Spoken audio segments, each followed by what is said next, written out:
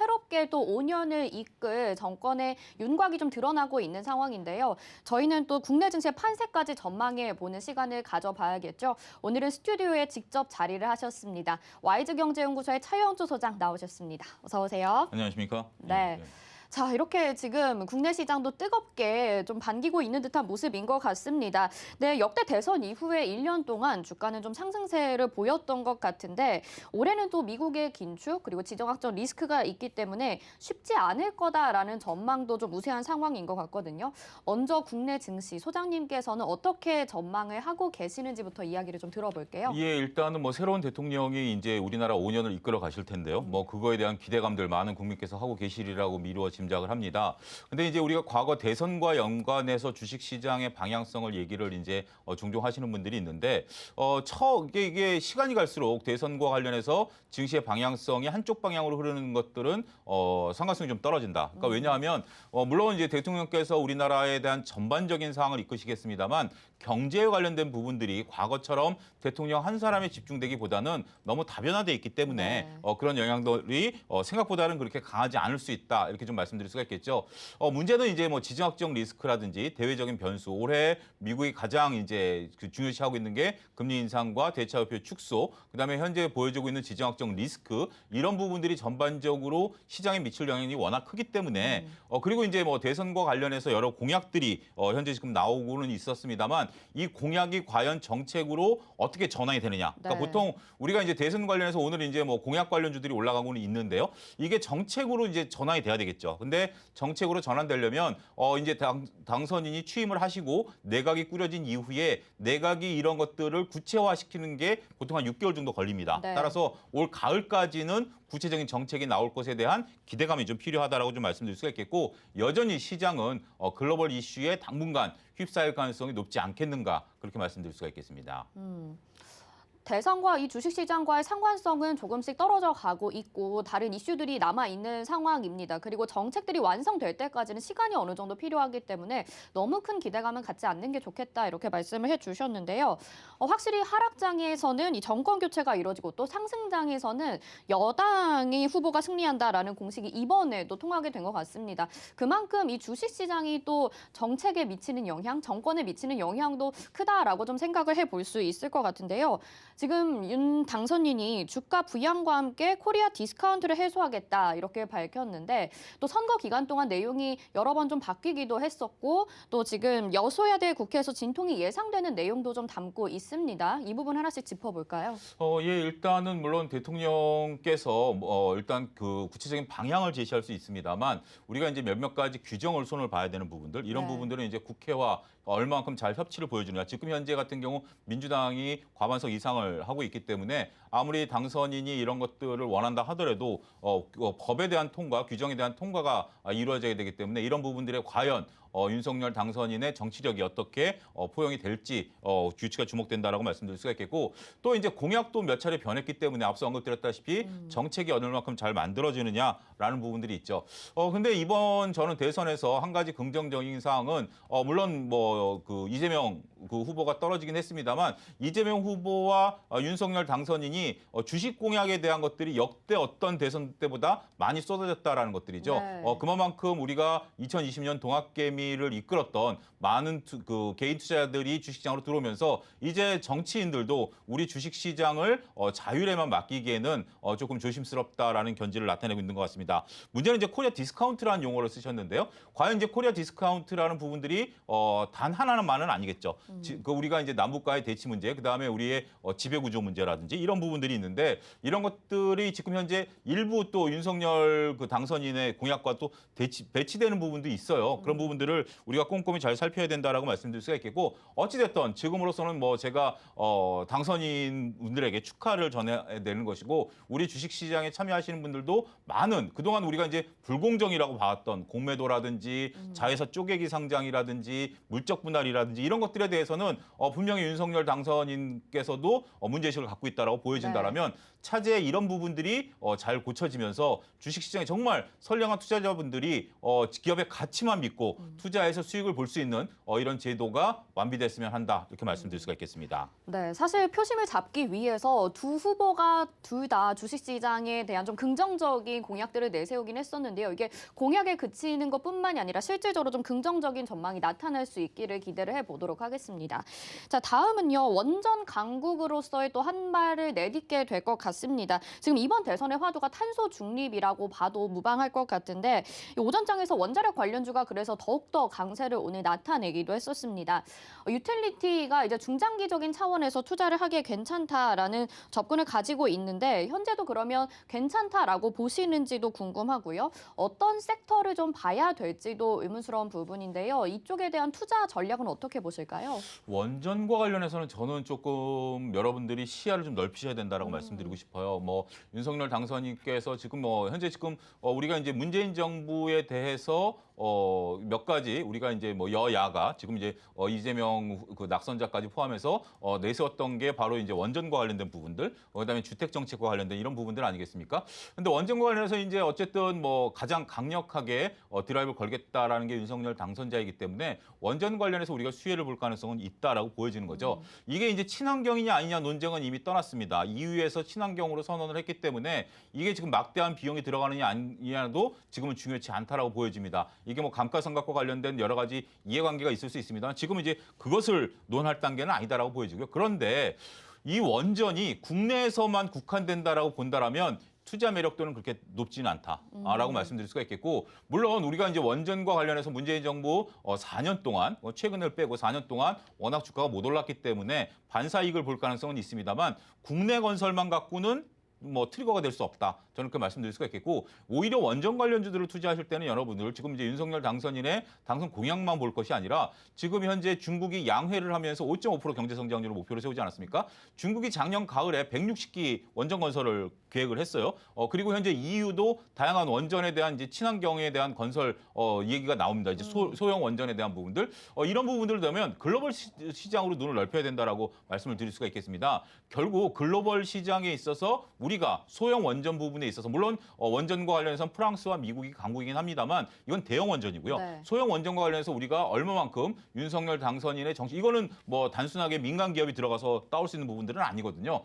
결국 외교전을 펼쳐서 얼마만큼 많은 해외 원전을 수지해 올 수 있느냐 이게 저는 트리거가 된다라고 보는 거죠. 단순하게 원전과 관련해서 지금 정책이 펼쳐진다라기보다는 이런 것들이 앞으로 어떻게 진행되느냐가 중기적 관점에서 접근이 필요하다라고 보여지고요. 따라서 지금 오늘 올라가고 있는 상황에서 추격 매수를 과도하게 한다라는 것은 다소 조심스러울 수도 있다. 이렇게 말씀드릴 수가 있겠습니다. 네, 이제 말씀 중에 좀 궁금한 점이 소형 원전 개발과 관련돼서는 글로벌 트렌드라고 봐야 되지 않을까 싶은데 그럼에도 불구하고 좀 조심스럽게 접근을 하는 게 좋겠다라고 말씀하신 건 그동안 주가가 좀 많이 상승했기 때문이다라고 봐야 될까요? 아니죠. 그러니까 실질적인 수혜가 아직 뚜렷이 않다라는 겁니다. 물론 우리가 이제 기대감은 있습니다만 아직까지 국내에 이제 두기를 이제 한다라는 것들이고 해외 건설에서 아직까지 우리가 따올 수 있는 부분들이 지금 없다라는 거죠. 그러니까 기대감은 있습니다만 팩트 체크가 필요한 부분이기 때문에 저는 조금 조심스럽다 이렇게 좀 말씀을 좀 드리고 있는 상황입니다. 네, 알겠습니다. 원전 관련주에 대한 전망까지 좀 들어봤고요. 또 하나 좀 주목을 받고 있는 부분이 바로 건설주입니다. 지금 건설 자재 업황 회복에 대한 기대감도 높은 상황인데 사실 또 공급망 우려 때문에 지금 아주 긍정적인 전망까지 갖기에는 다소 좀 두려운 부분이 있는 상황입니다. 여기에다가 또 윤 당선인이 중대재해법을 보완할 것이다 이렇게 밝혔는데 기업이나 관련주들에 미치는 영향은 또 어떻게 보시는지 궁금해요. 저는 지금 현재 윤석열 당선인의 의해서 가장 수혜를 볼 수 있는 업종은 건설 업종이다. 오. 그렇게 좀 말씀드리고 싶습니다. 물론 네. 지금 250만 원 건설에 대해서는 이재명 낙선자도 이제 얘기를 했죠. 근데 이제 둘 다 250만 원에 우리가 집중할 게 아니라 결이 다릅니다. 이제 이재명 낙선자 같은 경우는 이제 공공개발을 강조했고 윤석열 당선자 같은 경우는 250만 원 중에 50만 원 공공건설, 200만 원을 민간건설로 민간의 이익을 가지겠다라는 것들이죠. 그리고 다양한 규제를 완화시켜주면서 민간이 개발할 수 있게 하도록 하겠다라는 것들이죠. 저는 이렇게 비유를 하고 싶어요. 대장동이라는 단어를 거론을 드리겠는데요. 네. 여기에 대해서는 여러 가지 뭐 얘기가 있으니까 제가 다루진 않겠습니다. 하지만 우리가 대장동이라는 상황을 봤을 때 건설사들이 어마어마한 이익을 나타냈다라는 게 굉장히 우리 국민들의 마음을 아프게 하지 않았습니까? 네네. 그 돈이 어디로 갔냐라는 것은 이제 법정에서 밝혀질 것이고요. 제가 여기서 논하는 건 아니지만 앞으로 건설사들은 대장동과 같은 이익을 구가할 수 있게 됐다. 이게 핵심입니다. 왜냐하면 민간 개발 같은 경우 지금 건설사들이 우리가 이제 해외 건설이라든지 공공 개발 같은 경우는 단가가 정해져 있습니다만 민간 개발은 얼마를 남겨먹는지 모르고 있습니다. 네. 따라서 노무현 대통령 시절서부터 민간 건설사들에게 건설 원가를 공개해라라고 압박을 가했습니다만 그게 아직까지 이루어지지 않죠. 건설사들의 엄청난 로비력이라는 것을 인정해야 될 것 같습니다. 그러고 있는 상태에서 우리가 대장동이라는 사태가 불거졌을 때 그들이 천문학적인 액수의 이익을 남겼다는 것에 대해서 일단 건설사들은 아무도 놀라지 않았다는 사실이 중요하죠. 이런 것들이 이제 이루어질 수 있기 때문에 이게 이제 민간인들에게 어떻게 피해를 오느냐? 그건 뭐 제가 논할 단계는 아닙니다. 건설사들은 꽃놀이패를 쥐었다. 저는 그렇게 감히 말씀드릴 수가 있겠습니다. 특히 재개발, 재건축 중심으로 이루어지게 된다면 우리는 투자자 입장에서 본다면 건설주들에 대해서는 관심을 가지셔도 된다. 물론 건설사들이 뭐 단가가 올라간다, 원자재 가격이 올라간다, 뭐 이런 부분들 다 상관없습니다. 네. 분양가만 높이면 됩니다. 이런 부분들 때문에 건설사들에 대해서는 여러분들이 투자의 관점에서 접근하셔야 되지 않을까 말씀드릴 수 있겠습니다. 네. 내용을 듣다 보니 좀 씁쓸하다라는 생각도 들긴 물론 하는데 이제 뭐 네. 우리 뭐 국민께서 선택하신 거고 그다음에 네. 그 이면을 보자라는 거죠. 단순하게 우리가 주택 200만 원, 250만 원 건설이 수혜다라기보다는 그 속내를 들여다보면 민간업 지금 현재 저도 다양한 그 정책과 관련된 내용들을 살펴보니까 그 부분이 핵심이다라는 거죠. 우리가 이제 대장동 상황을 봤기 때문에 네. 그 민낯을 봤기 때문에 저는 조금 두렵다. 그 대신 투자자 입장에서 보면 건설주는 투자할 만하다 말씀드릴 그렇죠. 수가 있습니다. 네. 예. 현명한 개인 투자자라면 이런 걸 또 이용할 수 있을 줄도 알아야 된다라고 생각이 듭니다. 잘 투자 전략에 참고를 해보시길 바라겠고요. 이제 플랫폼에 대한 이야기도 좀 해보겠습니다. 오늘 네이버와 카카오 급등하는 거 아마 보셨을 것 네. 같은데 이제 플랫폼 공정 경제를 위하겠다라고 밝히기도 했고 당선인이 후보 시절에 또 혁신적 경제 성장의 주체는 민간이며 제도적 지원을 아낌없이 약속하겠다라는 발언을 했습니다. 이 관련주들의 흐름 또 어떻게 보실지 궁금해요. 플랫폼 같은 경우 우리가 이제 뭐 여러 가지 이제 보는 시각이 다를 수 있겠습니다만 그래도 플랫폼 관련주들이 올라가지 못했었던 또 중요한 이유 중에 하나가 현 정부에 있어서의 어떤 규제라든지 이런 부분들이죠. 규제가 오르냐 그르냐라는 것에 대해서는 뭐 제가 뭐 여기서 논하지는 않겠습니다. 일부 지금 뭐 미국 같은 경우는 독과점을 굉장히 싫어하는 그런 트렌드가 있기 때문에 미국 같은 경우 아무리 플랫폼 업체가 있다 하더라도 독과점에 대한 규제는 있는데 우리나라는 이제 그런 부분들을 이제 도입하겠다라는 것이 언급이 되면서 카카오가 주가가 급락을 했는데 윤석열 당선인은 이런 것들을 풀어버리겠다라는 것들이죠. 그렇게 된다면 소비자들은 좋습니다. 다양한 경쟁 업체들이 이게 이제 여러분들 잘 보셔야 되는 게 플랫폼 규제 완화가 되면서 특히 이제 문재인 당선인이 공약에 내세운 것들이 소비자의 그 이익을 보호하겠다. 그러니까 결국 플랫폼이 다양화되면 소비자들이 다양한 이익을 구사할 수 있다라는 거죠. 근데 여러분들 잘 보셔야 되는 게 소비자들의 이익은 자영업자의 피해를 양산한다는 거죠. 그러니까 모든 것들이 네이버 카카오가 장악하게 된다라면 지금 우리가 골목상권 문제라든지 그렇죠. 이런 것들도 있습니다. 하지만 이것을 제가 논할 단계는 아닙니다. 어찌됐든 소비자 보호에서 모든 규제를 풀어주겠다? 이게 과연 저는 장기적으로 옳은지에 대한 여부는 조금 조심스럽긴 합니다. 왜냐하면 우리가 카카오 택시에서 보여드듯이 카카오가 택시 플랫폼을 장악한 이후에 오히려 가격을 올려버리지 않았습니까? 네. 이런 우리가 피해를 입었던 국민들이 현 규제에 따라서 그런 것들이 사라졌습니다만 다시 일어날 가능성도 있죠. 어찌됐든 네이버 카카오 주가는 올라갈 만한 호재를 만났다는 점에 있어서 주식 투자자 입장에서 본다면 네이버 카카오도 나쁘지 않다 말씀드릴 수가 있겠습니다. 네, 알겠습니다. 자, 지금 말씀 중에 잠깐 잘못된 부분이 있어서 윤석열 당선인으로 전정을 하겠습니다. 그리고 네이버와 카카오에 대한 전망은 긍정적으로 보고 계시고 과제라고 한다면 이 중소기업들에 대한 피해가 입을 수 있지 않을까라는 점을 좀 말씀을 해주셨습니다. 자, 통화 정책 방향성에 대해서도 이야기를 또 해봐야겠죠. 지금 이주열 한국은행 총재가 임기가 얼마 남지 않았기 때문에 윤석열 당선인의 의사가 좀 반영될 것으로 보입니다. 앞으로 한국의 통화 정책은 또 어떤 식으로 흘러가게 될지 전망 어떻게 하시나요? 예, 일단은 뭐 이것은 뭐 예견됐던 사항이죠. 그 이주열 총재가 3월 말로 임기가 되기 때문에 현 정부와 임기가 거의 비슷했고, 그 다음에 그 현재 지금 이주열 총재 같은 경우는 자기가 어떤 뭐 보통 그렇습니다.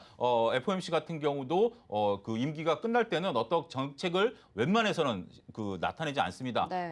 왜냐하면 자기가 어떤 정책을 얘기하면 다음에 오는 그 총재가 어떤 뭐 걸림돌이 되기 때문에 일단은 뭐 시간을 좀 벌어놓자. 어차피 새로 오시는 분이 당분간 새로 이제 경제를 이끌어야 되기 때문에 그런 부분들이 되겠죠. 특히 이제 아무래도 뭐 지금 뭐 임명권을 갖고 있는 윤석열 당선인 같은 경우 일단 뭐 그런 부분들에 대해서 자신의 경제 정책과 맞는 분을 해서 우리 경제 정책을 이끌어 가겠죠. 근데 이제 안타까운 것은 지금 현재 우리나라의 경제 정책이 우리나라 독자적으로 이루어질 수 없는 한계를 지금 보유하고 있다라는 거 아니겠습니까? 미국이 지금 현재 이제 다음 주면 또 금리 인상의 정도를 발표가 나겠죠. 네. 25bp가 되느냐, 50bp가 되느냐. 만약에 미국이 지금 현재 50bp를 한다라면 우리는 이제 발등에 불입니다. 왜냐하면 우리가 금리 인상을 하지 않는 이상 자금의 로테이션이 일어날 가능성이 있고요. 그렇기 때문에 그러한 것을 막기 위해서라도 지금 우리나라 경제 체력과 상관없이 우리는 금리를 인상해야 되는 어떤 숙제를 떠안게 된다라는 거죠. 따라서 지금 현재 새로 오시는 한은 총재는 우리나라 경제 상황도 살펴요. 지금 뭐 자영업자 문제라든지 부동산 문제라든지 민간인들의 어떤 그 대출 금액의 과다라든지 이런 부분들이 금리를 올리기에는 주저스럽긴 합니다만 그렇지 않게 된다면 글로벌 자금이 우리나라에서 미국으로 빠져나갈 가능성이 있다는 거죠. 이런 부분들에 대한 어떤 묘수를 지금 나타내야 되기 때문에 이 셈법이 굉장히 복잡해졌다라고 말씀을 드릴 수가 있겠습니다. 이런 부분들을 지금 현재 새로운 당선인께서 새로 그 이제 임명하셔야 되는 한은 총재와 잘 조율하셨으면 하는 부분들이라고 말씀드릴 수가 있겠고 일단 지금 뭐 윤석열 당선인 같은 경우는 위드 코로나 관련해서 현재 지금 여러 정책들을 네. 지금 내세우려고 하고 있지 않습니까? 아쉽게도 지금 현재 서울만 해도 오늘 6만 6천 명이 나왔더라고요. 이 확진자가 늘어나고 있는 상태에서 과연 코로나 관련해서 얼마만큼 올바른 정책을 나타낼 것인가. 근데 지금 위드 코로나 관련주 올라가는 건 저는 조심스럽습니다. 아무리 그런가요? 정부가 정책을 푼다 해도 이런 것들이 위드 코로나 관련으로 우리가 실생활을 느끼기에는 상당히 조심스럽다라는 거죠. 아무리 뭐 자영업자분들에게 지금 11시까지 시간을 열어놨다 하더라도 지금 제주에서 오늘 3통의 전화를 받았는데 네. 다 확진자로 판명이 났다는 겁니다. 주변에 그렇기 때문에 많긴 하더라고요. 더욱더 이제 만남이 어려워지게 된다라면 이거는 정부가 푼다고 해서 민간이 활동할 수 있는 부분들, 여행주 특히 뭐 이런 것들이 갈 수 있는 부분들은 아니겠죠. 따라서 지금은 복잡한 셈법이 필요한데 윤석열 당선인의 얼마만 정치적인 해안이 어떻게 드러날지 지켜봐야 되지 않을까 말씀드릴 수가 있겠습니다. 지금 당선이 되자마자 시급한 문제들이 산적해 있는 듯한 그렇습니다. 모습입니다. 예. 그래서 뭐 코로나19로 인해서 지금 말씀하셨다시피 경제적인 체력도 좀 중요하게 될 것 같고요. 그리고 물가, 부동산, 그리고 뭐 고유가 사태도 있는 상황입니다. 그러면 소장님께서는 지금 경제 문제들에 있어서 가장 시급한 최우선의 과제는 뭐라고 보실까요? 일단 글로벌 유가의 상승세가 꺾이지 않는 것이 가장 큰 문제다라고 말씀드릴 수가 있겠습니다. 이것은 우리가 어떤 대응책을 내세울 수 없다라는 거죠. 유가가 지금 현재 고공행진을 하고 있다라는 것은 우리나라에 다양한 영향을 미칠 수가 있습니다. 특히 우리나라 같이 이제 그 수출 주도형 국가에서는 지금 당장 우리가 이제 원유를 수입하지 않습니까? 원유를 수입하는 데 있어서 1, 2월 달에 무역 적자가 발생됐어요. 그러니까 수입이 늘어나서가 아니라 들어오는 원유 또 동일한 원유 양의 가격이 올라갔기 때문에 무역 적자가 시행이 됐다는 거죠. 이런 무역 적자가 지속이 된다라면 우리나라의 외환 보유고는 흔들릴 수밖에 없게 된다라는 문제점을 안고 있고요. 더군다나 유가가 올라가게 된다라면 저도 엊그제 기름을 1,897원에 넣었어요. 네. 뭐 이런 것들이 가계 부담으로 올 수밖에 없고 기업들의 물류 비용의 부담, 원자재 가격의 상승 이런 것으로 올 수밖에 없기 때문에 전반적인 지금 주식 시장에 있어서는 동반 악재가 될 수밖에 없다. 이렇게 좀 말씀드릴 수가 있겠죠.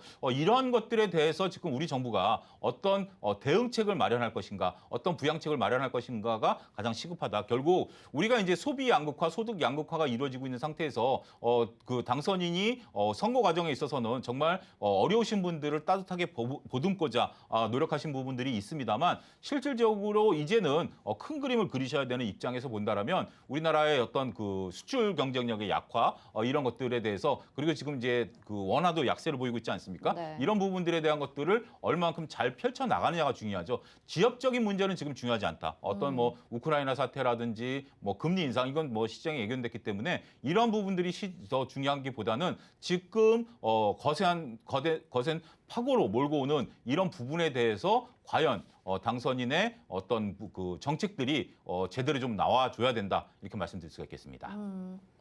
네, 알겠습니다. 오늘 당선인과 관련돼서 또 주식시장의 현안들과 연관지어서 좀 이야기 나눠봤는데요. 투자자분들의 많은 도움 되셨으면 좋겠습니다. YG경제연구실 차영주 소장과 함께했습니다. 고맙습니다. 감사합니다.